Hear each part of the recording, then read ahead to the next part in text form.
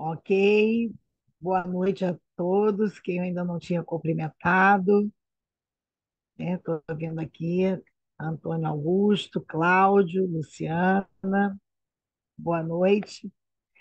Nós vamos então dar continuidade, né, à nossa primeira, vamos dizer assim, aula, mais palestra, e o meu objetivo hoje vai ser um pouco diferente.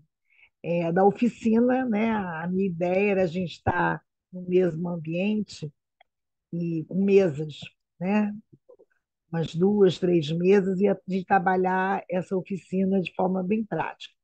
Mas a pandemia nos ensinou, né, a fazer, né, essa dinâmica de forma virtualizada e até hoje, mesmo pós-pandemia, acho que a gente já pode falar assim, graças a Deus, eu continuo fazendo essas dinâmicas, né, nas universidades que eu trabalho, nos cursos livres que eu dou e aqui com vocês, e tem dado certo. Nós conseguimos nos reinventar, né, com a tecnologia e tenho certeza que nós vamos conseguir fazer essa dinâmica aqui hoje da mesma forma como se a gente estivesse no mesmo ambiente. Eu sempre digo, até para os meus alunos, que às vezes eu até me esqueço que eu estou, às vezes, atrás de um computador, que eu não estou na frente de vocês, porque a gente vai se envolvendo tanto que quando vê, os alunos também, no caso, se envolvem e isso é muito gratificante. Então, vamos fazer da mesma forma aqui como colegas, né? Todos nós aqui somos colegas, somos advogados, então nós vamos fazer uma interação e já adianto, e eu vou até botar já um material aqui para vocês, e como eu prometi, eu vou entregar lá na BAME esse material, e vocês vão ter acesso a esse material, tá? Hoje eu vou direto para o que eu planejei, que é a parte prática, né? E até exagerada. Eu sempre uso esses slides como cláusulas de um contrato de corretagem imobiliária, né, entre o proprietário do imóvel e a imobiliária ou ao corretor autônomo. E eu uso isso aqui, né, são mais de 20. Não que vocês vão fazer, a minha ideia de vocês fazerem um contrato tão longo. Eu coloco itens que eu acho interessante de a gente discutir, de a gente pensar no momento da intermediação imobiliária. É lógico que muitos desses itens eles vão estar, poderão estar presentes dentro de uma mesma cláusula, mas para uma forma didática, eu aqui separei, né, enumerei vários itens para que a gente possa discutir. Então, não se assustem, não é a minha pretensão aqui de trazer para vocês um contrato imenso com várias cláusulas. Não. Eu sempre defendo que o contrato ele deve ser, sim, sucinto, mas apresentando uma segurança jurídica para ambas as partes, o contratante e para o contratado, tá? E não com aquela preocupação. Às vezes você tem tantas cláusulas, você aperta, aperta e não sai nada. E às vezes você encontra um contrato não tão extenso, mas com as cláusulas muito bem redigidas, muito bem centradas, para atender, né, às necessidades, os anseios dos dois do cliente, né, e da pessoa que está ali contratando com o seu cliente. Tá certo? Bom, então vamos começar. Aqui eu trouxe alguns itens, não tenham preocupação em estar anotando, porque nós vamos aqui trabalhar e depois eu vou mandar esse material para vocês. E, como eu disse, é um material bem longo, bem extenso, em que eu trabalho, mostro para vocês o que a gente discutiu, né, na terça-feira passada, falei da legislação especial, da 6.530, do decreto 8171, né, falei dos artigos do Código Civil pertinentes à corretagem, né, do 722 ao 729, pontuei alguns artigos pertinentes à responsabilidade civil, como o 186, o 723 e o 927 seguintes. Falei também de um artigo do CDC, com a defesa do consumidor, o parágrafo 4 e o caput do artigo 14, entre outros. Então, isso tudo. Também falei dos danos, reparação de danos, né? E aí eu falei dos artigos 402 a 405, né? Citei isso para vocês. Bom, vamos imaginar aqui, né? O contrato de corretagem, eu, inclusive, na terça-feira passada, eu coloquei que nós temos um desafio no mercado.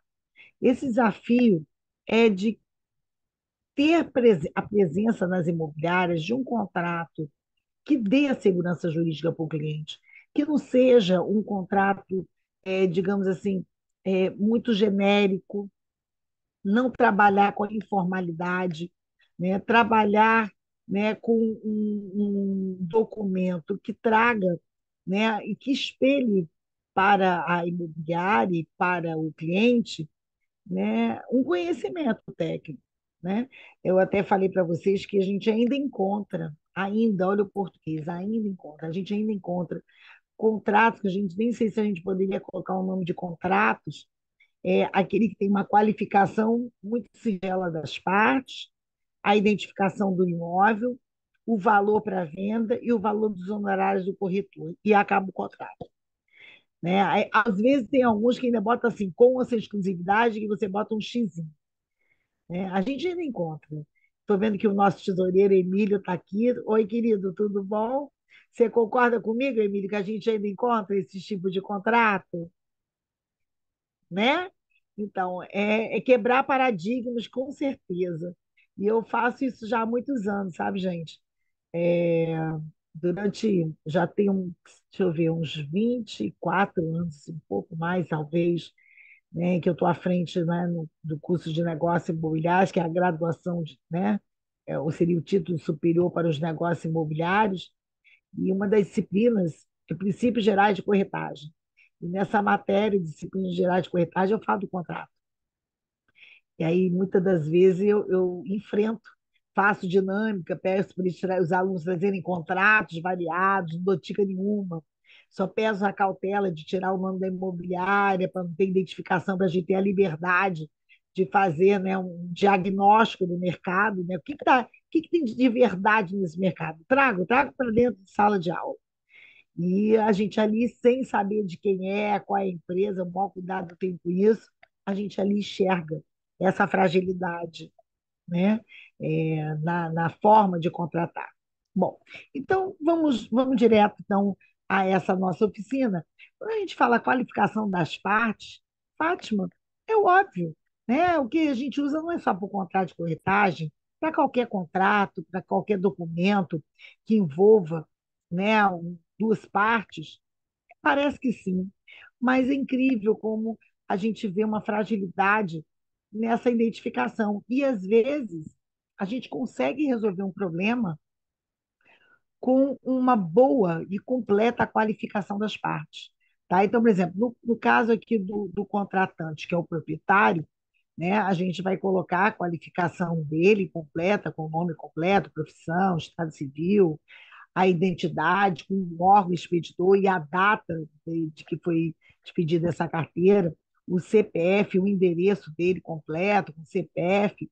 Se ele for casado, né, e você tem a certidão de anos reais, você tem lá a certidão de casamento desse seu cliente, está lá o regime de casamento, você vai qualificar, então, as partes do casal, né? Ter essa cautela e colocar ali qual o regime de casamento, se for uma união estável, colocar a união estável, se ele é solteiro, eu brinco assim, tudo que for diferente, né, de solteiro, a gente tem que estar atento, né? Diferente de casado. Então, se é solteiro, ele declarar sob as penas da lei, naquele momento não tem nenhuma união estável, né? Porque se tiver, ele declinar que tem essa união estável. Então, é importante ali nessa qualificação, né, no Estado Civil, isso ficar bem, bem direcionado. Na parte do contratado, que vamos trabalhar sendo a imobiliária, importante não só colocar o nome completo da empresa, o CNPJ da empresa, né, o endereço da empresa, mas é o responsável técnico que vai assinar, que tem poderes, né, para assinar um contrato, né? E ali, no caso da pessoa jurídica, não esquecer de colocar o CRECE jurídico, né? Que para fazer a intermediação tem que ter o CRECE jurídico da pessoa jurídica e também do responsável técnico, né? Quem é o sócio que está ali representando, que vai estar assinando esse contrato, ter também o CRECE da pessoa física, né? O CRECE da pessoa física não se confunde com o da pessoa jurídica. Então, destacar a importância, né, de se ter o CRECE da pessoa física e da pessoa jurídica na qualificação do contratado, né? Então, basicamente é isso, o endereço, o CPF também, os endereços eletrônicos agora, tanto do contratante como do contratado, é um item importante, né? Nós estamos mais do que nunca na era digital, então o endereço eletrônico passou a fazer parte também aqui de um item da qualificação das partes. O outro item que eu separei do objeto, né? O objeto desse contrato é a intermediação, estou trabalhando aqui com a compra e venda, né? A intermediação de um imóvel, e ali não só colocar o endereço desse imóvel. É importante que a gente coloque o número da matrícula no RGI, o número na municipalidade, né? Algumas outras informações que até estou colocando aqui desse imóvel, né? Se é tombado, tombado a quem, né? Se existe algum tombamento, que a gente não sabe, né? Se ele está numa região de unidade de conservação, né? A gente também deve colocar. Então, a descrição não é só o endereço, mas também o número da matrícula no registro de imóveis, a inscrição na municipalidade, destacando aqui esses dois, e também se tiver alguma particularidade nesse bem, como tombamento, área de preservação, área de unidade de conservação, imóvel que envolva área de licenciamento ambiental, a gente também tem que destacar. Nesse mesmo item do objeto, eu trabalharia também as características do imóvel. Uma breve apresentação, tá? Uma breve. Se é um apartamento, se é uma casa, se é um galpão, se é uma sala comercial, eu descrever, fazer uma mera descrição desse, da forma, né, das características desse imóvel e colocar em anexo, né, tudo de conformidade com o laudo de vistoria e a convenção e regime interno em anexo. Por quê? Porque eu posso estar num apartamento que tenha área de lazer, né? Que tenha várias particularidades em termos das normas de conduta para o regimento interno. Temos áreas, condomínios que temos regimento interno da garagem também. Então, é importante, nas características do imóvel, se ele está localizado num condomínio de fato, ou um condomínio edilício, e dizer o que consta, né, nessas características do imóvel em si, mas também do condomínio. É o item que eu estou abraçando aqui, tudo do objeto, por uma questão didática, eu vou separando esses itens. Né? Então, características do imóvel, características do condomínio, da conversão do condomínio do regimento interno. Eu, inclusive, na terça passada, eu até pontuei para vocês uma fragilidade do mercado. Nós temos uma fragilidade da apresentação da documentação, né, no momento em que o vendedor vai deixar o imóvel numa imobiliária. Né, a necessidade, né, do corretor, do gestor imobiliário, pedir a solicitação da ônus reais atualizada, ou ele providencial, hoje nós temos essa facilidade, né? A cópia da convenção do regimento interno do imóvel, do prédio onde está localizado, tudo de modo para a gente perceber, né, o que esse condomínio oferece, né? Quais são as expertises desse prédio, né? As particularidades. E a gente vê que, infelizmente, muitas empresas não exigem isso. Né? Há uma cópia do IPTU, né? A declaração do condomínio, de que o imóvel está quite com as suas obrigações condominiais até aquela presente data, né? São documentos que não tem como a imobiliária começar a trabalhar sem estar munida, né, desses documentos. Vamos imaginar um imóvel que está alugado. Eu tenho que ter uma cópia do contrato de locação, né? Falei isso também na terça-feira passada, para saber se o contrato está por prazo determinado ou indeterminado. É outro item que eu vou aqui colocar, o prazo de vigência, se tem cláusula de vigência, se foi já oferecido o direito de preferência, que são itens que nós vamos ver já já a seguir. Por exemplo, no prazo de vigência, né, qual vai ser o prazo de vigência desse contrato? Sempre oriento, eu advogo para algumas imobiliárias, eu sempre digo, gente, trabalhar para venda de imóvel 30 dias é muito pouco. Tentem negociar com o cliente de vocês, o ideal 90 dias, dependendo do tipo de imóvel, até 90 dias é um tempo muito apertado.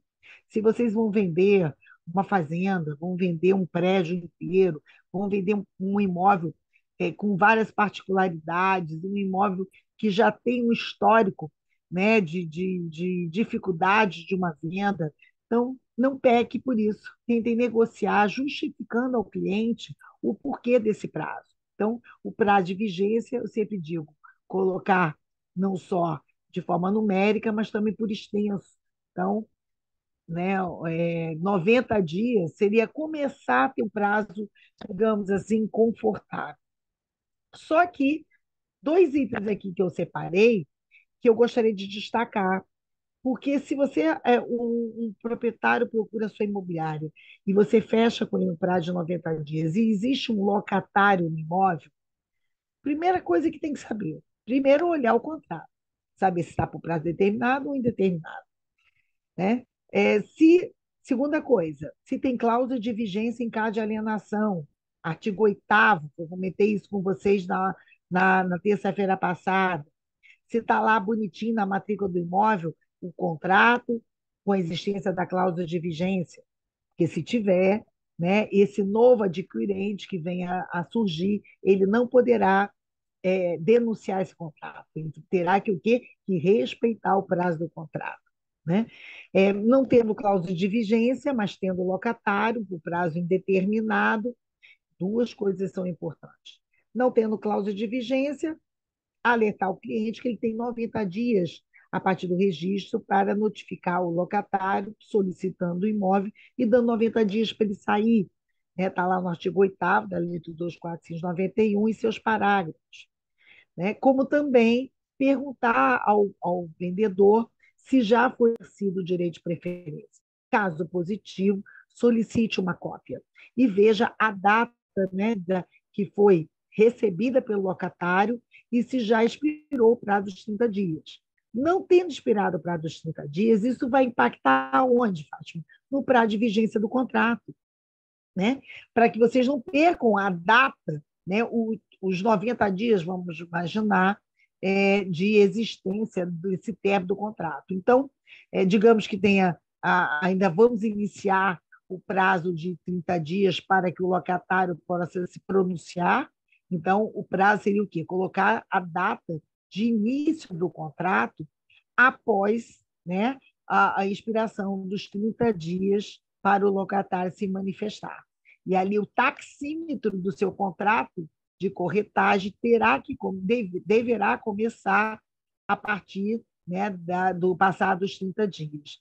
Eu chamo a atenção disso porque eu já vi vários contratos nesse sentido, né, que colocam o prazo de vigência e não observa essa questão, né? A questão de ainda estar ou na vigência ainda do prazo dos 30 dias ou ainda nem iniciou. Né? Também é interessante para a imobiliária perceber se não houve ainda a notificação, oferecer esse serviço, que é apartado da venda. Né? Vocês elaborando a notificação ao locatário, cobrar uma cláusula específica, a hora técnica, para a elaboração desse instrumento. Né? Também é de sumar importância. E sempre observando os artigos da Lei 8245 pertinentes, como o artigo 8º, como também o artigo 33 que fala aí do direito de preferência, destacando desde o artigo 27, que fala do direito de preferência e seguintes, mas aqui eu destacando a vocês essa questão que no direito de preferência, diferente da cláusula de vigência, que é em caso de averbação, isso inclusive vem expresso lá na Lei de Registros Públicos, na Lei 6.015, né, de 73, no artigo 167, inciso 2º, né? E lá na Lei do Inquilinato ele diz que para o locatário ter direito a adjudicar, esse contrato tem que estar averbado na matrícula do imóvel 30 dias antes da venda. Então, vejo que são muitos detalhes que o corretor, a imobiliária, tem que perceber. Não dá para a gente começar a anunciar, até porque quem gasta com anúncio, em regra, é a imobiliária ou o corretor, já começando a divulgar um imóvel que ainda está dentro do prazo de direito de preferência desse locatário. Então, é importante eu ler o contrato, ver o prazo de vigência, ver se tem cláusula de vigência e se já houve o direito de preferência. Ok? Então, vamos em frente. Ele está passando aqui. Do preço.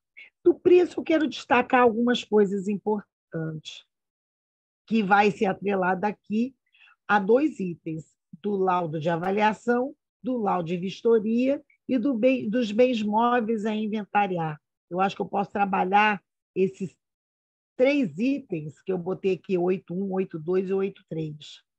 Por quê? O ideal é que a imobiliária tenha a liberdade de ir no imóvel, fazer uma vistoria desse imóvel bem feita, bem detalhada, se tem as características não só do imóvel, mas do condomínio, onde está localizado, o que oferece, localização do prédio, localização do bairro, tipo de prédio do que é oferecido, se tem área de lazer, se não tem, observar, né, se é uma associação, se tem um condomínio de fato e ali existe uma associação de moradores, tudo isso vai impactar na avaliação do imóvel. Na vistoria, eu já aproveito e faço uma vistoria detalhada, inclusive pontuando se tiver móveis nesse imóvel, detalhar que imóveis são esses, o estado do imóvel, precificar, né, também esses imóveis que estão ali presentes. Isso tudo é importante para chegar onde? Ao meu laudo de avaliação.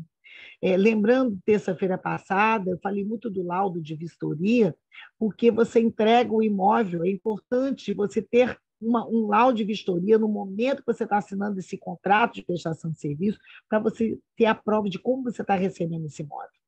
Né? E faz parte desse laudo de vistoria fotos, vídeos, tudo que você possa utilizar de vanguarda de tecnologia com a assinatura do proprietário, com a assinatura do corretor responsável pela imobiliária. Né? E esse laudo de vistoria ele vai agregar valor ao laudo de avaliação. Então, a partir desse laudo de vistoria, você vai partir, você é corretor, no caso, sendo corretor, para elaborar esse laudo de avaliação. E nós, como jurídico, devemos alertar a imobiliária de colocar a origem desse valor. Se a origem do valor é sua, é da imobiliária, que você é o jurídico, detalhar, né, o laudo, fazer uma referência toda especial a esse laudo, como que chegou a esse valor, né, se foram utilizados os métodos de rentabilidade, de comparativo, né, com fósseis para dar o quê? Uma consistência, né, a esse laudo de avaliação. Digamos que o cliente chegue para vocês, não, eu quero X pelo meu imóvel. Não abandone o laudo de avaliação de vocês, né? No caso da imobiliária que vocês prestam serviço, ou que vocês também trabalhem também na corretagem. O Emílio, eu sei que também é corretor de imóveis, né, Emílio? Se eu não estou enganada, não é isso? Tem outro corretor aqui na sala, que é advogado, mas também é corretor. Eu sou, Fátima. Daniel tá aí, tudo bom, Eu querido? também. Opa, aqui. Pois Ok. O Cláudio, é verdade. Então é uma realidade, né, gente? a gente ter ali essa cautela, não só para os nossos clientes, mas até para aqueles que trabalham também com a intermediação, que também vale, gente, para a locação. Né? Vendo o Daniel aqui, né, Daniel? É importante essa cautela. E aí colocar a origem, digamos que é seu cliente que deu o valor. Você vai colocar que o imóvel objeto presente de contrato será oferecido pelo valor de X, valor esse arbitrado pelo hora contratante, que aí você está dando nome a quem chegou a esse valor.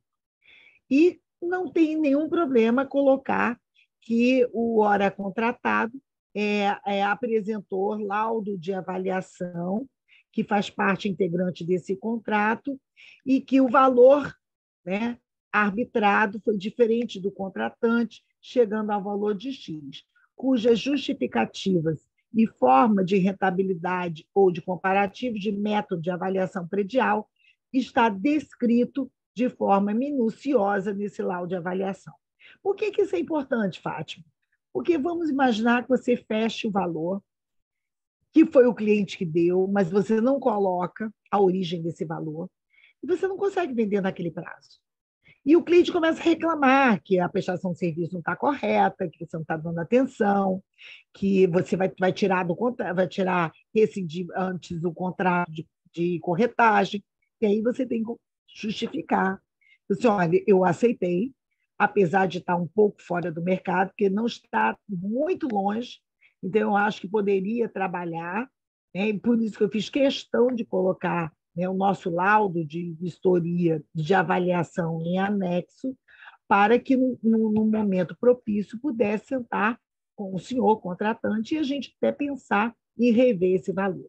Então, fica um conforto, vamos dizer assim, e uma transparência na prestação de serviço com esse contratante. Fui clara, gente? Então, acho que é muito importante a gente ter essa transparência.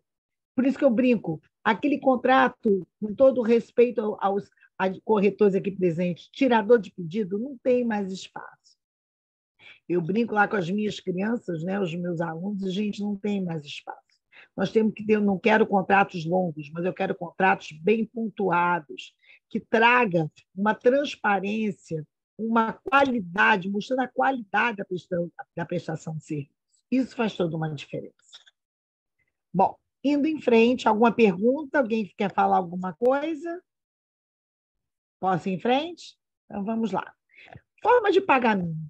O cliente, o contratante, vai dizer para a imobiliária como é que ele quer receber, né, esse preço, se é à vista, né, se ele aceita financiamento imobiliário, né, qual vai ser as arras, que nós vamos depois declinar sobre assim, a forma das arras, né, mas é importante falar, né, de como que vai ser vendido, né, já tem o preço, e a forma de pagamento que ele aceita.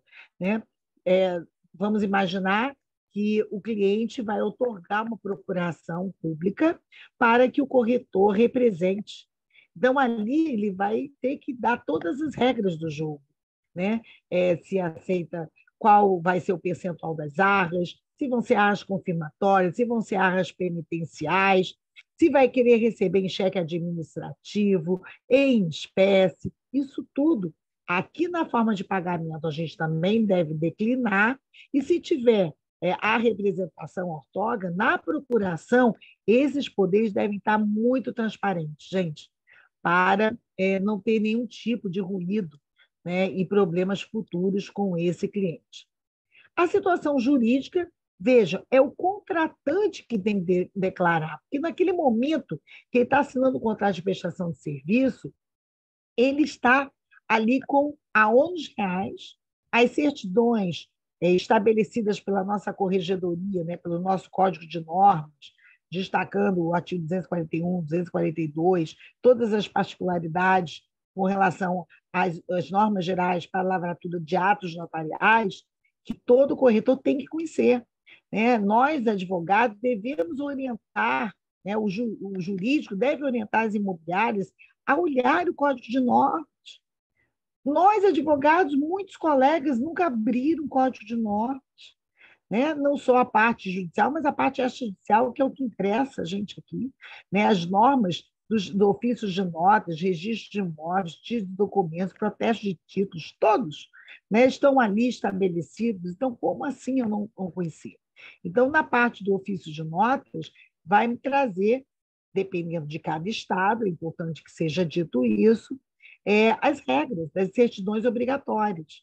E ali, o contratante declarar sob as penas da lei, né, que ficará sob que ele declara sob as penas da lei a saúde jurídica do réu, né, em que ele está com a saúde jurídica para poder ser alienado, né, e falar da situação jurídica dele, da pessoa física, e se for casal, do casal e do imóvel, né? Ele declarar sobre as penas da lei, porque naquele momento a imobiliária só tem aonde reais.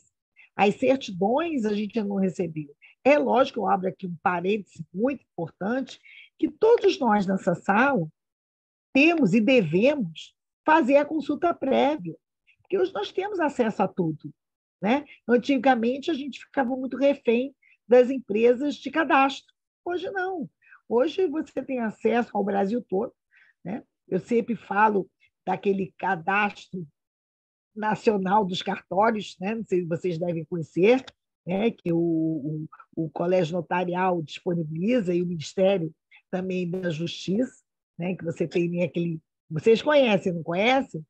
O Cadastro Nacional dos Cartórios, que eu posso ali fazer pesquisa, eu posso fazer uma pesquisa por região, eu tenho todos os tribunais de justiça à nossa disposição, temos o Tribunal TRT, né, também nacional, Justiça Federal, os convênios com o Serasa, SPC. Então, hoje, a internet é uma grande aliada para que a gente possa fazer essa busca prévia, né? Mas é importante colocar no instrumento essa responsabilidade, sim, e ele declarar sob as penas da lei, né, essa situação jurídica do contratante ou contratantes e do imóvel. Bom, estado do imóvel. Nós falamos há pouco das características do imóvel, né, características do condomínio, naquele item do objeto. Falamos do laudo de vistoria, que é parte integrante do nosso contrato, mas aqui no estado do imóvel é importante a gente declarar efetivamente como que está o imóvel, o estado dele, né? E fazer referência ao laudo de vistoria, que tem que fazer parte integrante desse contrato, né? Porque como eu estou recebendo. Inclusive, eu fiz aqui uma observação para vocês, com relação ao artigo 726 do Código Civil, que fala que se eu tenho um contrato escrito com cláusula de exclusividade, caso o vendedor venda direto ou contrate um outro corretor, outra imobiliária, durante o prazo determinado, o corretor tem direito a receber na íntegra os seus honorários. Inclusive, voltando lá na cláusula que fala do prazo de vigência do contrato, destacar, né, que existe esse contrato escrito e, de preferência, que a gente tenha, sim, a cláusula de exclusividade, porque você vai ter a tranquilidade, que você vai poder ter certeza, que você vai poder investir nessa venda, investir com anúncios, com divulgações na internet, né, com os apps da vida, com toda o que você tem hoje de ferramentas de tecnologia, de vídeos, de tudo, que você terá, com certeza, com o preço de mercado, uma probabilidade acima de 70% de você vender esse imóvel dentro do prazo, né? Então, você tendo essa certeza que só você e não, né, você está participando de uma gincana, você e toda a torcida do Flamengo está vendendo esse imóvel, que é uma gincana. Aquele que vender primeiro vai levar 100% desses honorários e tudo que você investiu, você não vai ter como que ter de volta esse investimento que você teve para essa venda. Não sei se vocês já tinham pensado nisso, né? Então, voltando ali do estado do imóvel, é importante eu ter também essa exclusividade com a garantia de que só você e seus prepostos ou do seu cliente, aí me referindo ao seu cliente corretor, sua cliente imobiliária, só ele e seus prepostos têm a chave do imóvel, têm o controle de quem está mostrando, não deixar a chave em portaria, como a gente tanto vê, deixar a identidade da imobiliária e ele levar a chave. Você está arriscado a várias situações. Uma invasão, um furto dentro do imóvel, né? Então, são situações que você pode levar para argumentar com o seu cliente como é importante essa exclusividade. Porque você tem um laudo de vistoria de como você está recebendo esse imóvel para ser anunciado e mostrado, né? E se caso tem algum tipo de dano, esse contratante poderá automaticamente, com esse contrato na mão, entrar com uma ação de reparação de dano em face desse contratado, né? Então, tem um outro olhar, né?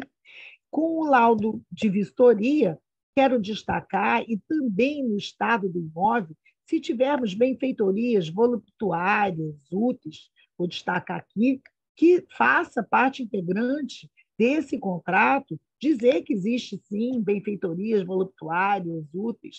Se foi feita uma obra necessária há pouco tempo, também declinar nesse estado do imóvel, e lá no laudo de vistoria também detalhar tudo de conformidade, gente, com as identificações, os conceitos que nós temos lá na parte geral do Código Civil, no artigo 96, que falam das benfeitorias voluptuárias, úteis e necessárias. Vocês lembram dela, não lembram?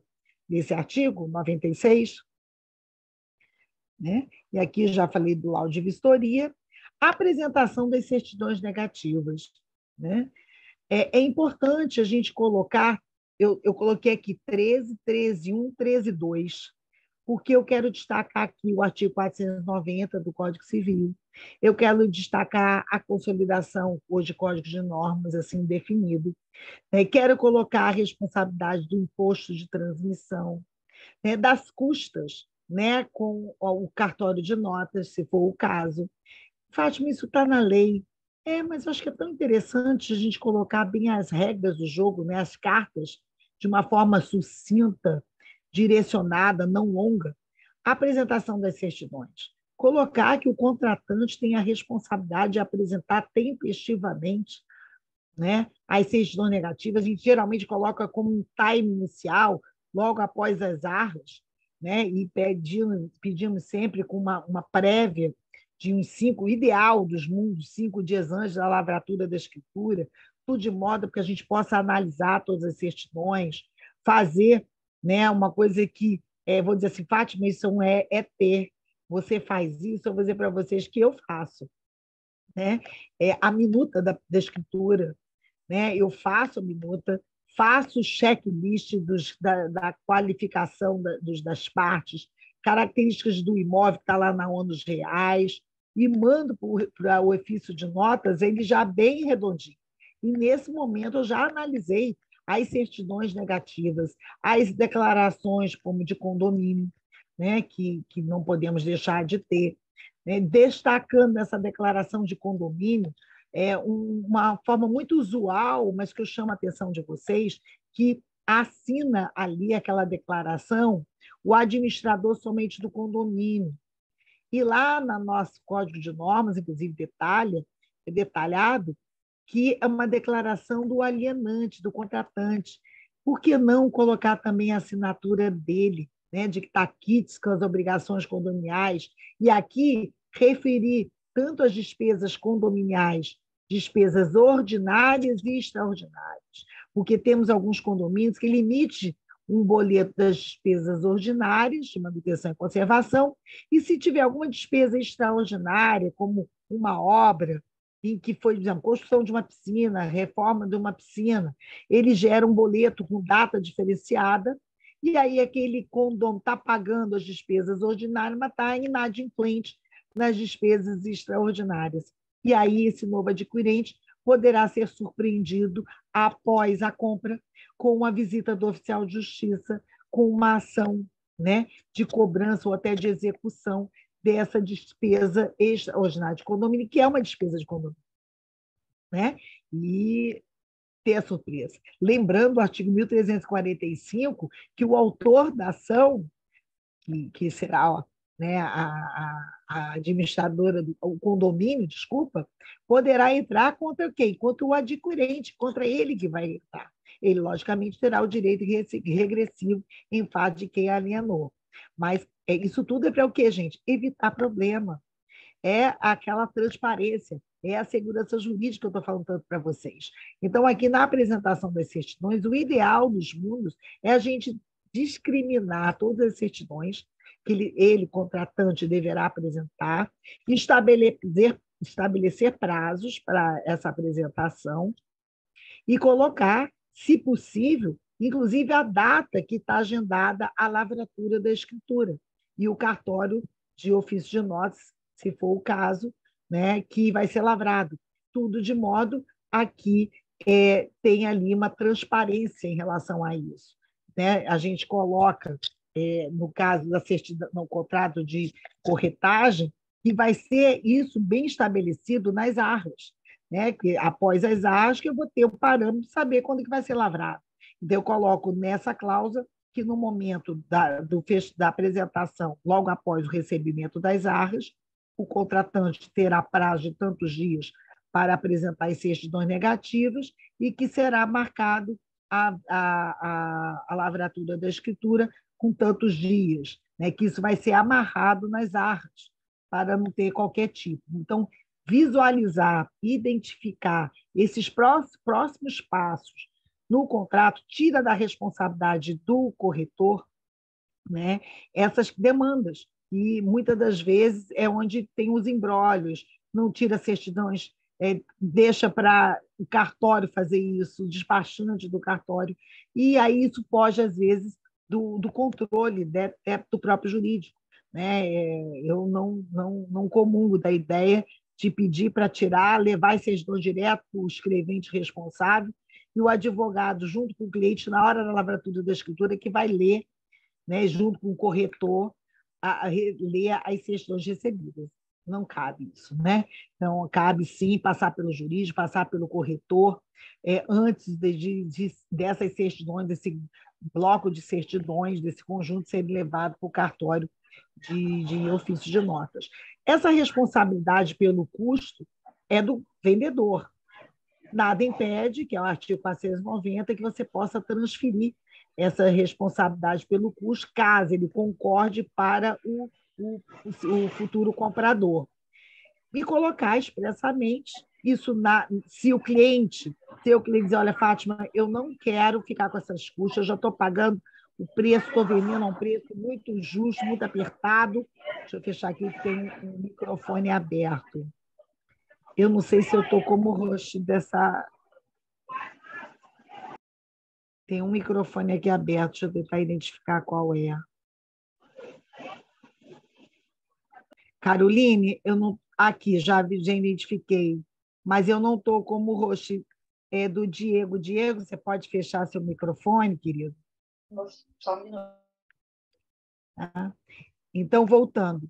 Então, assim, é importante tudo no contrato de corretagem eu ter as cartas na mesa. Dizer, olha, eu quero exercer a exceção do artigo 490 para que o futuro comprador arque com essas certidões. Ficar bem claro, né, que lá no momento, inclusive, das arras, que as despesas de cartório e de imposto é por parte do futuro comprador. Então, isso é importante a gente também declinar.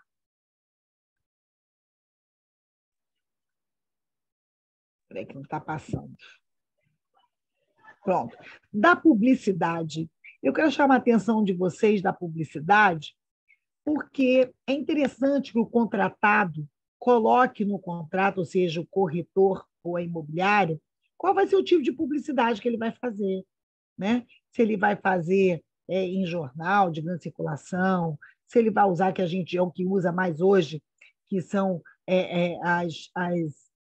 os apps da vida, né? Os correios eletrônicos também, as redes sociais. Isso é importante que, já te dou a palavra, Daniel, que fique claro quais serão essas publicidades, e um fato interessante, que é a autorização do contratante para as imagens internas e externas do imóvel, né? A autorização de colocar placa, faixa. Tem clientes que dizem assim, eu não quero que o meu condomínio saiba que eu estou vendendo a minha casa. Já pensaram nisso? Então, nessa forma de publicidade, qual será? E o contratante autorizando o contratado a disponibilizar, né, na rede mundial de computadores, que é a internet, nas redes sociais, né, em vídeos, em buzzdoor, em outdoor. Gente, a gente hoje tem, né, um canal muito extenso de publicidade. E é importante que você tenha autorização expressa do contratante para essa possibilidade, inclusive colocando que o contratado se compromete a não disponibilizar imagens nem do contratante nem de nenhum membro de sua família, né? Já tive casos contados, e até há muitos anos atrás, de uma criança que foi sequestrada em São Paulo e foi utilizado ali que o imóvel estava sendo colocado à venda e um dos vídeos tinha a criança no jardim com uma babá. Não se sabe se foi efetivamente dali, mas houve esse levantamento dessa questão em cima da imobiliária na época. Tá? Diga, Daniel, quem queria perguntar é o Cláudio e o Daniel, são os dois? Isso. Posso, Fátima? Pode, querido, lógico. Pode. Boa noite a todos. Desculpe eu não estar aparecendo, porque eu estou em trânsito e numa situação complicada. O Fátima, a pergunta é a seguinte: hoje, lá no nosso escritório, como advogado, não como corretor, um cliente agendou uma consulta para depois do carnaval, que comprou o imóvel de forma regular, mas ele veio com vício redivitório. Ele alagou. E aí ela mandou fotos, filmes do sofá em cima dos tijolos, entendeu? Aí eu te pergunto agora, como corretor, como eu posso me precaver desses vícios, da responsabilidade solidária com o vendedor desses vícios redivitórios? É interessante a sua pergunta, inclusive até peço desculpas, porque como eu estou falando, mas geralmente naquela cláusula do estado do imóvel, quando eu estou redigindo, Daniel, eu coloco, inclusive, a responsabilidade do contratante para possíveis vícios retibitórios que possam vir a ocorrer no imóvel após a alienação do mesmo. Eu acho importante, na cláusula do contrato, o contratante ficar com essa responsabilidade, por quê? E eu vou dizer uma coisa que não sei se já passaram na cabeça de vocês, eu já tive, uns anos atrás, uma situação dessa. O vendedor maqueia o imóvel, ele tem uma infiltração, ele pede para um bom pedreiro raspar, tirar aquele limo todo, bota uma boa massa plástica, logo em cima ele bota uma pintura de altíssima qualidade para segurar ali uns 2 meses, 3 meses, e aí isso só vai pipocar depois que o novo adquirente recebe o imóvel. E aí você vai estar ali, na verdade, é um vício retibitório, o defeito oculto da coisa. Não é verdade, gente? Então, no seu caso, já ocorreu, né? O leite já derramou. Então, para futuros, o contrato de corretagem é interessante o contratante, no estado imóvel, ele declarar que o imóvel encontra em perfeito estado de conservação, inclusive, sob sua responsabilidade, possíveis vícios retibitórios que possam ocorrer no imóvel. Não sei se eu te respondi. Nesse teu caso, eu pergunto, teve laudo de vistoria? O Fátima, ela me contratou como advogado justamente para brigar com quem vendeu. E essa consulta eu vou dar depois do carnaval. É lógico que eu já pedi. Então, você vai perguntar para levar toda a documentação. Provavelmente, Daniel, depois eu quero até saber, tá? Me passa. É aquilo que eu falei, não sei se você já estava aqui na hora que eu comecei, e eu justifiquei, inclusive, para todo mundo, gente, eu não sou maluca de botar aqui, que eu acho que tem mais de 30 itens aqui que eu vou dar para vocês. Não é que eu quero que vocês façam um contrato com 30 cláusulas. Eu coloco esses itens como uma forma de instigar a reflexão do dia a dia, que tanto o advogado, o corretor, o gestor, ele passa. Né? E aí você, dentro de cada caso concreto, você, quando for elaborar o seu contrato de corretagem ou for dar assessoria jurídica a uma imobiliária, pontuar alguns pontos, né? Algumas questões. Então, essa da questão do vice retibitório, é um que eu destaco lá no estado do imóvel. Tá? Fátima, meu escritório, né? Nosso escritório, você conhece bem, é um escritório pequeno, né? E todos os imóveis, antes de anunciar, eu visito. Então, o contrato, até para não fazer um contrato grande demais e assustar o cliente, eu visito e já coloco as cláusulas específicas. Mas nem sempre a gente consegue a exclusividade. Agora, recentemente... Mas faz o laudo de vistoria, Daniel, Isso. de como você está recebendo esse imóvel. Eu peguei um imóvel para vender, sem exclusividade, que eu não gosto de trabalhar dessa forma, mas era um amigo do meu pai, de 90 anos, que está morando em Portugal, e ele botou um outro corretor, entendeu? Aí esse outro corretor conseguiu um candidato na minha frente e ele me ligou pedindo uma indicação de um profissional justamente para maquiar as rachaduras. E eu não gosto de maquiar a rachadura, eu não gosto de vender imóvel recém-pintado, apesar de quem está comprando não ter essa experiência adora, que é justamente para a gente mostrar que não tem indícios de vazamentos, nem de rachaduras, nem de nada mais grave. Né? Mas, infelizmente, a nossa classe de corretores ainda tem alguns vícios que acaba prejudicando quem trabalha honestamente, né? E fica até mascarado como vendendo um imóvel que não está em bom estado, porque não tem uma pintura nova. Mas, na verdade, ela está transparente, né, da idade do imóvel e de eventuais problemas. Com certeza, com certeza. A situação, sabe, Daniel, e todos, que eu digo assim, que nós temos ainda que avançar muito. Né? Eu me sinto assim, muita vontade de falar isso para vocês, porque, como eu falei, né, só no curso de negócios imobiliários, né, inclusive o projeto pedagógico nacional, eu tenho a honra de dizer que eu que corri atrás, fui no MEC, fui no COFES, fiz resolução para que virasse uma realidade, e até hoje a gente ainda encontra muito amadorismo. Né? Já mudou, já melhorou, mas ainda estamos muito longe ainda do ideal. Então, eu acho que iniciativas como essa nossa aqui da BAME, de conversar, de falar, nunca é demais falar de contrato de corretagem, nunca é demais a gente trazer essas fragilidades, os pontos fortes, mas também as fragilidades do mercado. A gente tem que encarar isso. A gente não pode dizer assim, vamos pegar aqui um modelo de contrato e faz igual. Cada caso é um caso. Né? O que eu quero exatamente é fugir dos modelos. Quem me conhece, eu não sei se tem aluno aqui na sala, mas quem me conhece sabe, eu não dou modelo de nada. Faça, traga para mim, eu vou ler, vou fazer as minhas observações, você vai mudar a sua redação, traz de volta para eu ver. E é assim, entendeu? Não dá para ser copia ou colou. Não dá, não dá. Cláudio, querido, respondido, Daniel, te atendia? Sim, com Daniel? certeza. Oi, então tá. Oi, Cláudio. Tá perfeito. Obrigada. Oi, Cláudio, diga. Tá fechado, tá fechado. Não estou te ouvindo. Alô? Alô? Agora sim, agora sim. Estou te ouvindo. Então, pegando um gancho no problema do Daniel, né? Eu coloco na promessa de compra e venda uma cláusula falando que o comprador ele declara que vistoriou o imóvel e aceita o imóvel no estado que se encontra.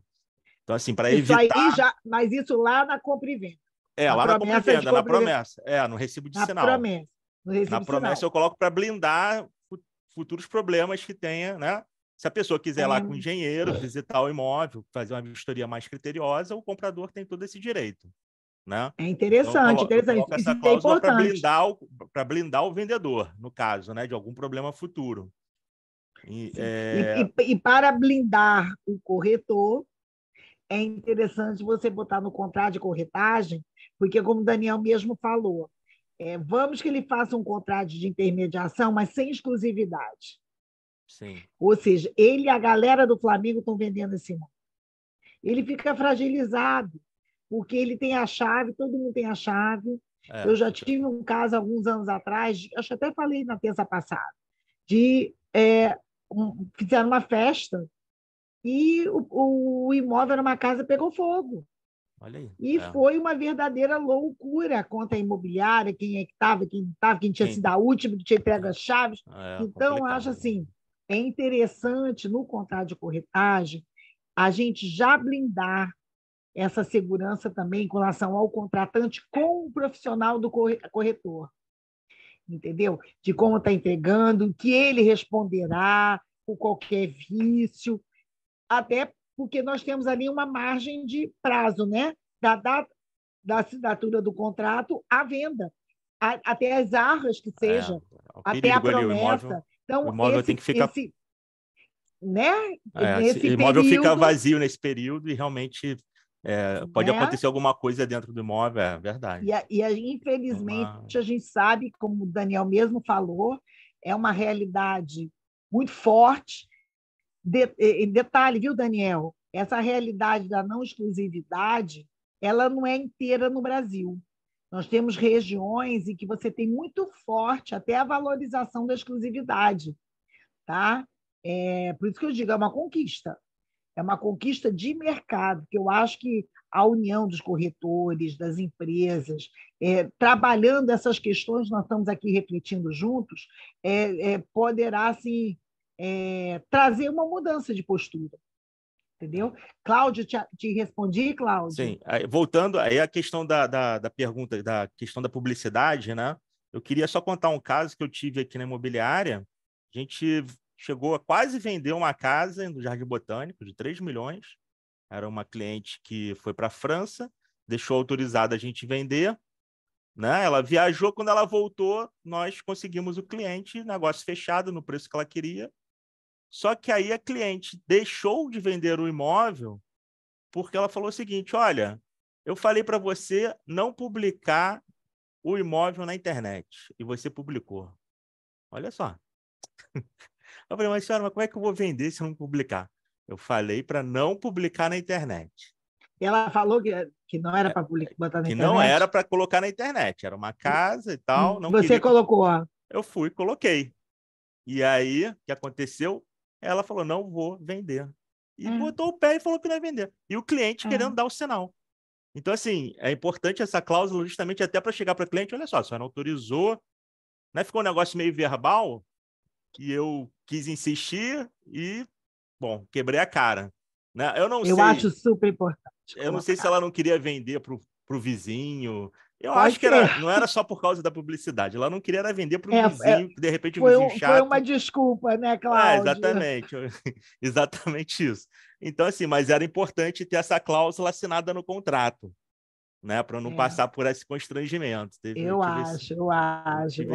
Esse constrangimento. Era só mais uma ilustração. É uma ideia. Não, foi ótimo, foi ótimo. E essa questão de botar placa, botar fotos, vídeos, realmente tem que ter cuidado. A gente coloca aqui, a gente borra aqui. Se por acaso aparecer alguma foto de algum cliente, a gente chega a borrar no Photoshop, né, a foto de família. Às vezes tem alguma coisa particular, algum quadro que seja quadro também, que são caros, né?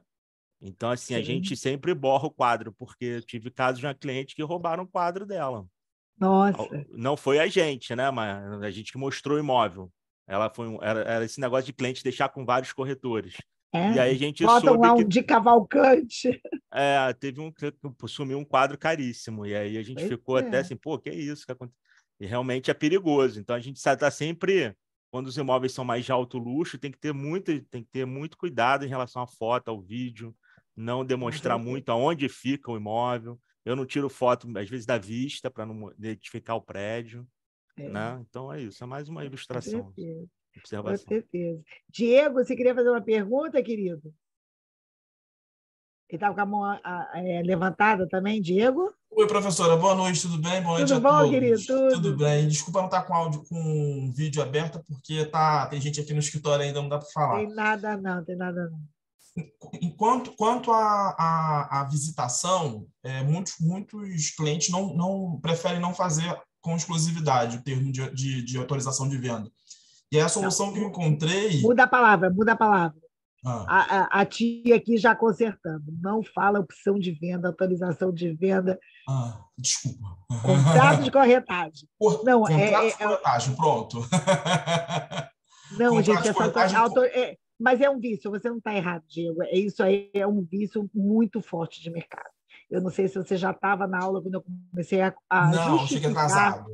Então, você tem Hoje, o contrato de corretagem ele é típico, ele é nominado, está lá no artigo 722, não tem mais espaço para essa opção de venda, autorização de venda, reserva, tem essas coisas loucas, né, que não garante a ninguém, inclusive segurança jurídica, o próprio corretor.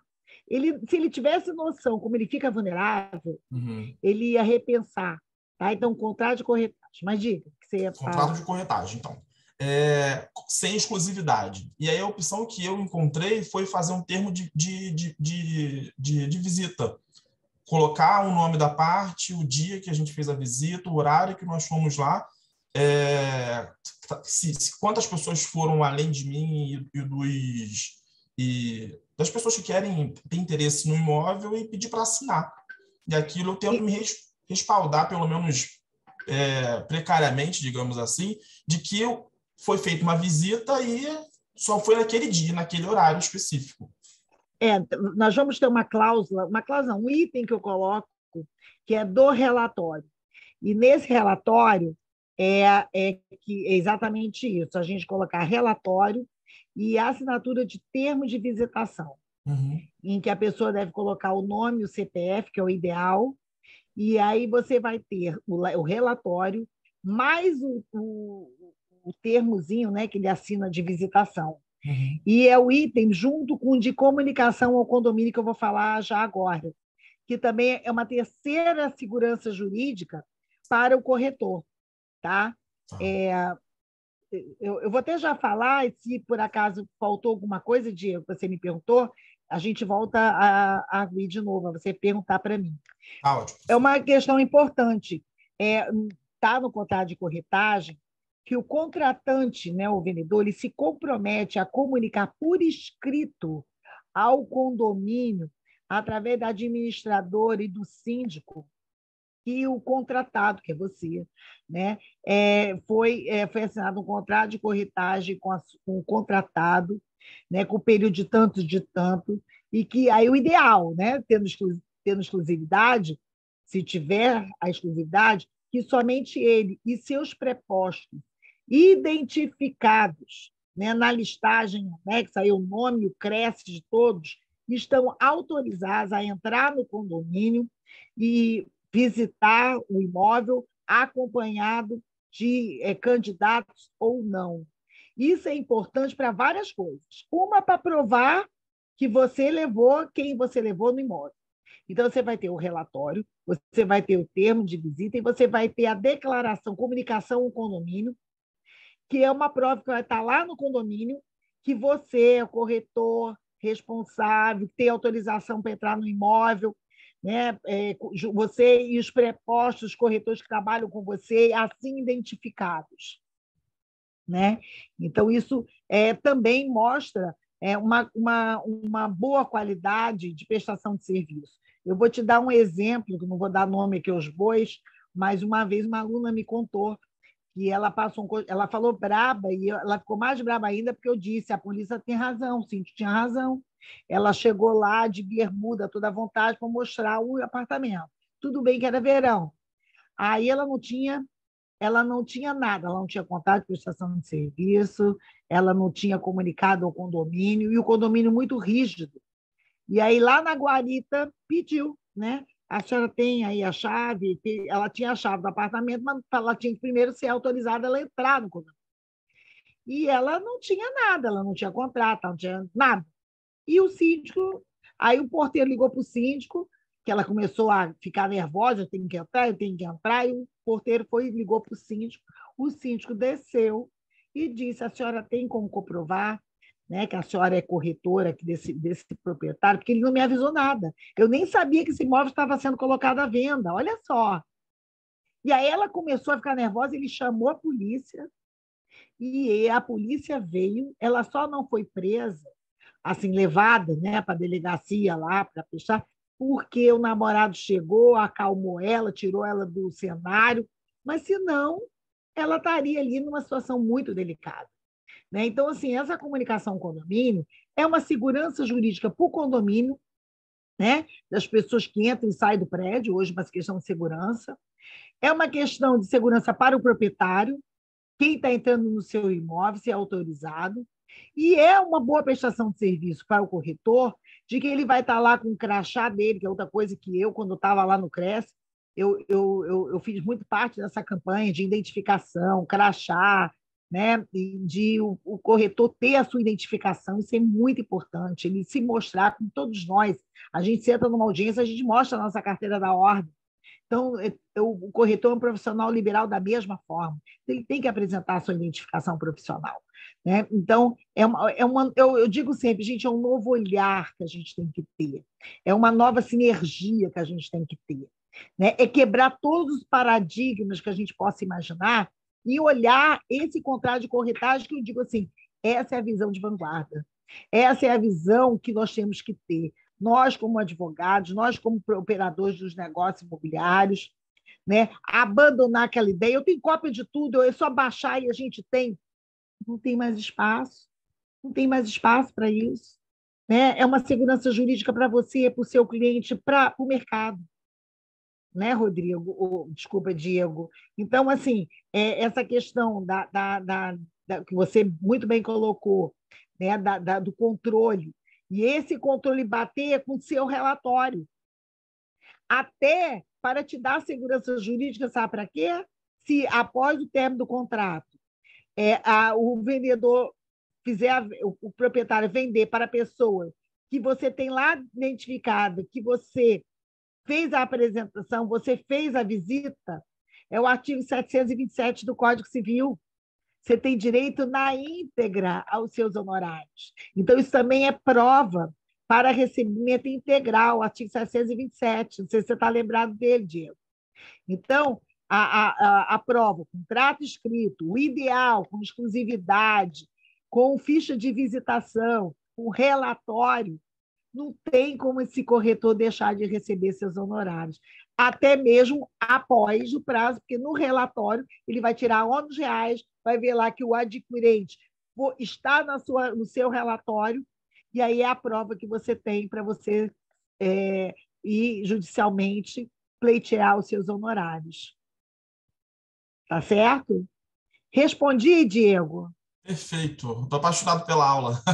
Antes tivesse chegado um pouco mais cedo, deixado o cliente de lado para vir para a aula. Obrigado, professora. Nada, querido. Cláudio, você está ainda com a mão ou você voltou com a outra mão? Voltei. Calma aí. Então, diga. Tá ouvindo aqui? Ok. Estou bem, estou. Então, eu estou com um caso aqui, jurídico, né? De um corretor que fechou uma venda de 1.800.000, não tinha contrato por escrito, as partes conversaram entre si, fecharam o negócio e o corretor dançou. Ficou sem comissão. Nós entramos com uma ação, né, cobrando, mesmo sem contrato, sem nada, pois houve, né, a intermediação, houve o link, só que está muito difícil provar. Né? A gente teve que ter só com depoimento pessoal da própria ré. E a ré acabou falando na audiência, ela acabou falando que sim, que houve o contato, que houve tudo. Aí agora a gente vai aguardar a testemunha da outra parte, dos compradores, para provar que o corretor não era contratado do comprador, e sim contratado do vendedor, mesmo que verbalmente, né? E aí depois o juiz vai decidir. Mas é uma situação muito delicada para a gente, como advogado, para a gente provar isso, porque só conversa de WhatsApp, né? Muito pouco. Conversa por telefone que não foi gravada. Você então, é o advogado do corretor, né? Eu sou advogado do corretor. Então, assim, a gente conseguiu o testemunho da própria ré, né? Da vendedora. São 3 irmãos, mas aí uma senhora só que entrou em contato com o corretor. E aí está difícil no sentido de que convencer agora o juiz que houve, né? Que houve esse contrato, mesmo que de forma informal, mas houve, porque houve apresentação, houve um trabalho todo de convencimento, tanto da parte do vendedor quanto da parte do comprador, mas vai ser uma quebra de braço. Vamos ver o que vai acontecer. Agora, realmente, tem que ter um contrato por escrito, gente, porque... E cada vez mais, Cláudio e demais, cada vez mais, com o passar dos anos, com o que a gente tem já de várias decisões, vai ficar mais difícil para o corretor, trabalhando nesse improviso, né, nesse amadorismo, até mesmo, podemos dizer assim, de ele ter sucesso. Né? Então, a gente aqui, como advogados, a gente deve alertar, e até por escrito, sabe? Tem algumas imobiliárias que já me conhecem há algum tempo, né? Então já sabe que eu brinco, eu sou xiita, né? Naquilo que eu acredito. E eu mando por escrito, dou um parecer, quando vai estourar a bomba, eu já aviso, eu falo assim, olha, pega lá o parecer número tal. Eu gosto muito de trabalhar assim com a empresa, né? Quando advocacia de partido, então eu tenho parecer 1, parecer 2, é que nem ofício, sabe? Aí você pegue lá o seu parecer de número X, de tanto, veja se eu não te dei um alerta sobre isso, que eu disse, um dia a casa vai cair. Caiu. Então, até para dar um conforto a gente, como advogado, que eu digo, gente, eu não sou nem bruxinha, nem fadinha, para resolver a situação. Eu vou dar tudo de mim, mas tem que começar por você, queridos. Né, Cláudio? Eu acho que é muito por aí. É muito por aí, Porque tem que senão ter ele esse bota muito no colo da gente, chega lá, eu fiz, eu aconteci, eu vendi, eu sou o melhor dos corretores, mas sem nada, não. Mas sem nada. Aperta, e aí vocês, olha, eu vou tentar dar tudo de mim, mas fica não tem difícil. como, fica difícil. E até com o contrato por escrito fica complicado. A gente aqui na imobiliária tive um caso nosso aqui, que nós perdemos em primeira instância, com um contrato por escrito, a minuta da escritura toda a gente fez, o proprietário copiou, até os erros de português foi para a minuta que eles fecharam. Incrível, tudo trocado por e-mail. E, mesmo assim, o primeira instância negou a comissão. Aí, na segunda instância, a gente conseguiu reverter no tribunal. E aí conseguimos recuperar a comissão. Imóvel de valor alto, inclusive. Não tinha cláusula de exclusividade, né? Não tinha cláusula de exclusividade, mas assim... Se tem cláusula de exclusividade, você vai lá para o artigo 726. Sim, mas a gente teve como comprovar que houve apresentação do cliente, né? E tinha autorização por escrito, teve troca de e-mails. Esse é um caso nosso, da nossa imobiliária, né? E aí, o que aconteceu? A compradora queria fazer uma proposta, o proprietário não aceitou a proposta. Não aceito. Já aceitei a primeira proposta dela, eu já aceitei, não vou aceitar outra proposta. Aí passou um tempo, eles fecharam a venda, diminuindo o valor da comissão. Ela foi atrás do comprador, contratou uma outra imobiliária para fazer a aprovação de crédito de financiamento imobiliário, não foi para intermediar, mas foi para financiar o imóvel. E aí o vendedor disse que pagou a comissão para essa outra imobiliária, que, na verdade, só fez a aprovação de crédito. Entendi. Então, assim, e aí acabou que na primeira instância a gente não levou, mas na segunda o desembargador falou assim, olha, quem paga errado paga 2 vezes, quem paga mal paga 2 vezes. Meio que deu uma sabatina ali, né, a decisão deles. Enfim, mas é uma experiência também. Mas isso a gente tinha um contrato por escrito, graças a Deus. E aí ficou mais fácil convencer também, né? É verdade, é verdade. Questão. Isso aí. Oi, Daniel, você quer perguntar? Quer falar? Oi, Fátima. Fátima, esse tema é muito empolgante e advogado e corretor, né? Advogado porque tem muito problema. E sendo corretor, ainda trata dos problemas dos colegas, né? Fátima, 10 minutinhos para encerrar, tá bom? Jura? Juro. Vou ficar devendo. Tá, eu tô doido para perguntar um monte de coisa, mas deixa para a próxima, tá bom? Tá bom. A gente marca qualquer dia. Eu não vou estar, depois eu até vou justificar. Bom, autorização para recebimento das arras, fixação do tipo de arras, penitenciais ou confirmatórias, limitação do valor do sinal, forma de recebimento de sinal, isso tudo eu já até falei, eu acho importante a gente colocar no contrato de corretagem se o contratado vai ficar com essa responsabilidade. E aí é importante todos esses itens que eu coloquei aqui para vocês, tá? Se vai ser a imobiliária que vai estar presente nas arras, colocar essa autorização e também a responsabilidade do contratante de colocar um prazo para que seja providenciada a competente procuração pública, né, com esses poderes. E ali, tanto no contrato quanto na procuração, o contratante identificar de qual forma que ele quer que o contratado receba, tipo de arras, se vai ser penitenciais ou confirmatórias, o valor do sinal, se vai ser 10%, 20%, porque ele pode estar fazendo uma operação casada na cidade onde mora E ele precisa exatamente daquele sinal para ele poder dar o sinal na outra. Tem que pensar nisso tudo. Tá? Então, limitação do valor do sinal. Como é que vai ser recebido, se vai ser em espécie, em cheque administrativo. Tudo isso a gente amarrar no contrato de corretagem e amarrar na procuração. Olha lá, Diego, apresentação de relatório. Como eu já expliquei, eu vou até pular, porque já vão cortar minha fala, mas já deu para entender, né? Distrato amigável, né? É possível de colocar uma cláusula de distrato amigável entre contratante e contratado, e colocando ali uma cláusula, nessa cláusula, que o contratante, se for ele que quer fazer o distrato amigável e o contratado concorda, que ele reembolse o contratado todas as despesas operacionais que ele teve, como gasolina, material de publicitário e tudo mais. Quando é distrato contencioso, já é mais delicado, você colocando que, caso seja um litígio, já coloca ali a questão de honorários, que poderá ser, caso seja feito, e a questão de sucumbência, caso venha a perder, já amarra aí até uma forma de evitar. Não é uma cláusula simpática, muitos não colocam, mas eu acho que é importante a gente aqui, a título de aula, vamos dizer assim, eu aqui dizer para vocês. Venda do imóvel por terceiro durante prazo determinado, foi quando eu falei para vocês o artigo 726, né? E o 727, quando já passou.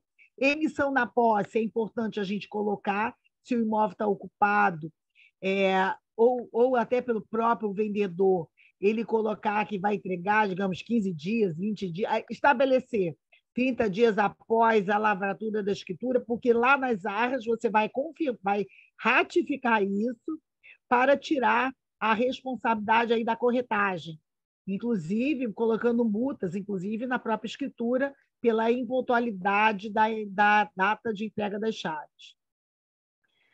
Honorários profissionais é uma questão muito delicada. Penso que o valor dos honorários, até estou botando aqui como 725, 25, 26, o momento, né, o valor dos honorários estabelecido, né, sempre é um percentual do valor da venda, trabalhando aqui 5%, 6%, dependendo aí do cada estado. O recebimento, sou terminantemente contra, não aprovo quem coloca que os honorários profissionais serão recebidos na sua totalidade no momento das arras, por vários motivos. Primeiro, até ético, porque o negócio jurídico começou com as arras, né, e não terminou. Né? Então, eu até acho válido cobrar um percentual no momento das arras e o saldo restante no momento da lavratura da escritura. E aqui já até falei do momento, forma de pagamento dos honorários. Acho horrível, horrível, não há mais espaço. Chega para o cliente, faz 2 cheques. Já viram isso? Um dos honorários e o outro do vendedor. Gente, para o vendedor. Pelo amor de Deus, coloca no contrato, será pago 5 dias após o recebimento das arras, ou ele até autorizando a receber e descontar o valor, mas tem que estar estabelecido no contrato de corretagem essa forma de pagamento dos honorários. A verbação da construção é quando você tem lá uma casa que não está averbada e você está vendendo, na verdade, onde já está lá com um terreno, isso é muito comum, principalmente na Zona Norte, colocar essa questão muito clara para tirar a tua responsabilidade, e a responsabilidade, quem vai fazer essa verbação da construção, né? Se é o vendedor, se é o futuro comprador. Quando tiver área de preservação ambiental, identificação também da mesma, né? Se teve estudo prévio de impacto ambiental, licenciamento ambiental, né? Tudo como a gente já sabe de praxe, conhecer a região para ver se há essa necessidade. E se tiver, colocar no contrato. Já estou quase chegando ao fim. Remuneração de forma da parceria. É o artigo 728 do Código Civil, lá no capítulo da corretagem, que hoje está claro, eu posso fazer uma parceria, eu e Diego. Então, eu vou estar tomando ciência, o contratado comunicar ao contratante que ele poderá fazer uma parceria com um corretor devidamente credenciado, né, com sua inscrição no CRES, dando ciência. E aí, fazendo a parceria para que, digamos que Diego ele é o que tem um detentor, digamos assim, do cliente, ele tem que receber 60% e a parceria 40%. Se não tiver um contrato de parceria entre o corretor contratado e o corretor da parceria, o artigo 728 é claro que tem que ser 50% para cada um. Então, se eu quero diferente, eu devo amarrar aqui e no contrato de parceria.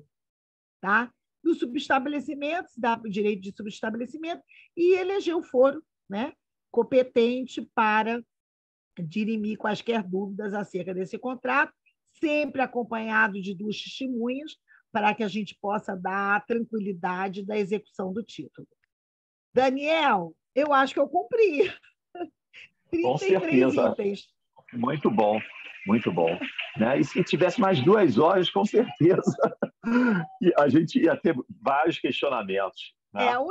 Quem sabe a gente pode, numa outra oportunidade, vamos ver aí na agenda de todos nós, a gente fazer uma oficina assim, de elaboração. É o que eu adoro. Né? A gente sentar, quem assistiu a aula não, desculpa, gente, é o vício falar em aula. Quem assistiu aqui a minha fala, a nossa conversa, nosso bate-papo, E foi uma já aula. vai estar mais com condições de a gente sentar e pensar em elaborar. Olha, é muito gratificante. Eu aprendo muito. Eu digo que cada vez que eu faço uma dinâmica como essa, na universidade, em cursos livres, eu brinco sempre dizer que eu rodo mais do que cantora de pagode, né? Nesse Brasil afora. E aí a gente vê todas as realidades. Eu vejo a realidade do Sul, que é muito diferente da realidade do Sudeste, que, por sua vez, é muito diferente da realidade do Nordeste, do Centro-Oeste é muito, o Norte, então, nem se fala. E aí eu troco experiência com todos os colegas, quer advogados, quer os corretores, e isso agrega muito. Às vezes eu digo, gente, eu vou aumentar meus itens de aula, vou aumentar, porque eu vou ouvindo de situações de diferentes casos, e a gente, aí cada vez eu me vejo assim, eu não estou errada quando eu digo que nunca é demais falar de contrato de corretagem, nunca é demais a gente falar do gerenciamento de rotinas das imobiliárias, dos corretores, dos gestores, das administradoras. Um dia a gente pode falar de administradores de condomínio, administradores de imóveis, né? Nessa nova realidade, né, das plataformas digitais. Eu tenho uma matéria que eu dou na PUC, que eu acabo indo, é direito civil, mas eu acabo trabalhando muito essa questão do direito digital, né, com eles, e a gente fala muito sobre essas questões, e aí eu levo, às vezes, casos concretos, que eu gosto de falar do mercado imobiliário, aí os alunos já pensaram, já vai falar algum caso de direito imobiliário, eu disse, poxa, vocês sabem que a gente ama direito imobiliário, então eu trago, e eu tenho já casos, assim, de deixar o cabelo em pé, que poderia não existir, né? Porque é tudo junto e misturado, gente.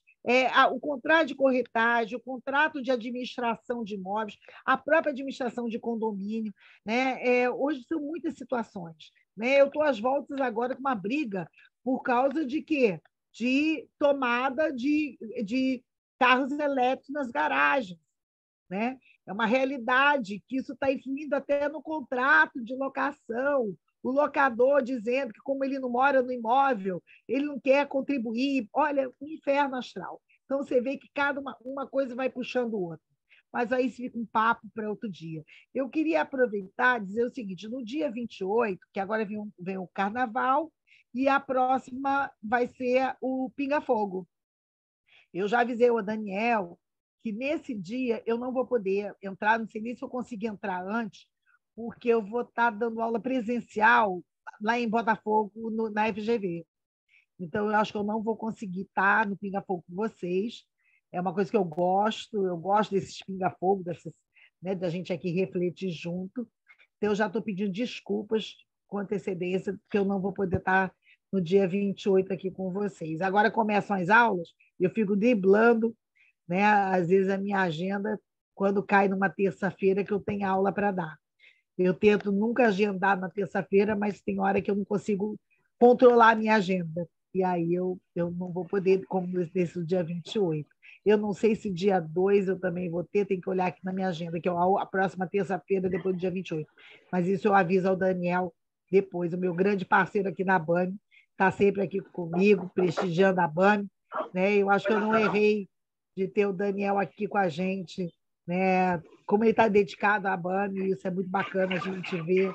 Esse meu amigo de 1000 anos, que a gente não pode denunciar, mas que desde o primeiro período de direito a gente já era colega, lá na década de 80, que eu não vou dizer quando, para não Tá comprometer. certo. Tá certo, gente? Fátima, Olha, beijo, coraçãozinho para vocês e estou à disposição. tá, nós Diga. temos aqui as mensagens do Antônio Augusto, excelente live, gostei da estrutura do contrato, como poderia receber os slides da sua apresentação? Eu vou mandar para a Bami, para a Caroline, e a Caroline vai disponibilizar. A única coisa que eu vou pedir para a Caroline, viu, Daniel? Para só disponibilizar para quem participou. Justo. Tá? Então, Caroline está com a gente aqui no ambiente. Oi, doutora, eu tô sim. Oi, querida, anota quem está presente para poder receber. Eu Tá não bom. quero que coloque, porque não é justo com quem estava aqui, né? Então, é isso. Até porque isso é um Fátima. material meu de trabalho, né? Então, eu dou para as minhas crianças. O Pedro Álvares também, muito boa aula, obrigado pelo conteúdo. O Antônio Augusto comenta: a multipropriedade no condomínio edilício é um grande tema para debates também. A gente já fez alguns debates Eu sobre já fiz, eu multipropriedade, mesma já falei sobre multipropriedade. mas é sempre um assunto... Eu vou dar uma palestra sobre multipropriedade em Curitiba, eu acho que é em abril. É um tema que eu gosto muito. Eu acabei de fazer um artigo científico nesse sentido, até para um congresso na França, porque eu estou discutindo isso a nível a União Europeia, né? Porque a gente tem muitos prédios que estão precisando de retrofit, e aí eu digo, por que não pensar não só na multipropriedade, como também a Build Suite, né? Locação por encomenda, são alternativas que a gente tem hoje no mercado para incentivar o desenvolvimento habitacional. Né? Então, a gente pode marcar um dia, eu posso falar de novo aí de multipropriedade, sem problema algum. Com certeza. O Cláudio também agradece, obrigado, excelente palestra. Carol, você já tem a programação de quinta-feira? Essa quinta-feira a gente não vai ter, porque como é véspera de carnaval, aí já está nesse... Aí não vai ter, tá bom? A gente então, volta tá jóia, no então. dia 28 com Pinga Fogo, que a gente vai divulgar ainda essa semana. Ok. Que bom. Sula, quero agradecer aqui a presença da Sula, do Pedro, da Norma, do Diego, do Cláudio, do Daniel, né, Daniel? Do Antônio Augusto, da Caroline, que estava aqui junto. Eu agradeço aí a participação de vocês. Vocês sabem que a BAME está no meu coração, né? Literalmente. Então, eu estou sempre aqui, de braço aberto, para atender vocês.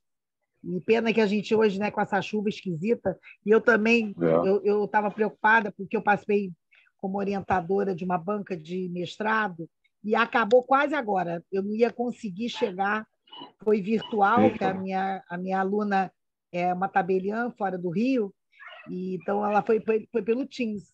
Então eu não tinha ir para aí, eu fiquei um pouco preocupada também com chuva, com tudo. E acabou 5h40, eu já estava desesperada. Começou às 2h, vai até 5h40. E até uma pessoa que eu devo trazer para vocês, que é uma tabeliã muito boa, e a dissertação dela de mestrado foi assim, fantástica, em relação ao nome, né, que temos hoje como muito presente com a Lei 14.382, né, com a resolução do CNJ 82. Ela trouxe várias jurisprudências, a dissertação dela tem quase 200 páginas. Muito legal. Vou ver se eu trago a Carla para dar uma palestra para vocês. Ela é muito bom. Eu peço desculpa por causa disso, mas foi por uma boa causa. Não tem nada a se desculpar, né? Vamos encerrando. Boa noite a todos e um bom carnaval. Vocês também. Depois do carnaval, estamos juntos. Se Deus quiser. Boa noite. Boa noite a todos. Boa noite, Sula. Beijo, querida. Gostei de te ver. Obrigada. Maravilha. Tchau. Tchau. Boa noite. Boa noite. Boa noite, Daniel. Boa noite, Sula. Boa noite, Diego. Boa noite, Norma. Boa noite, Carol. Estou saindo. Boa noite. Boa noite, Daniel. Boa noite, pessoal. Até a próxima. Até a próxima. Tchau.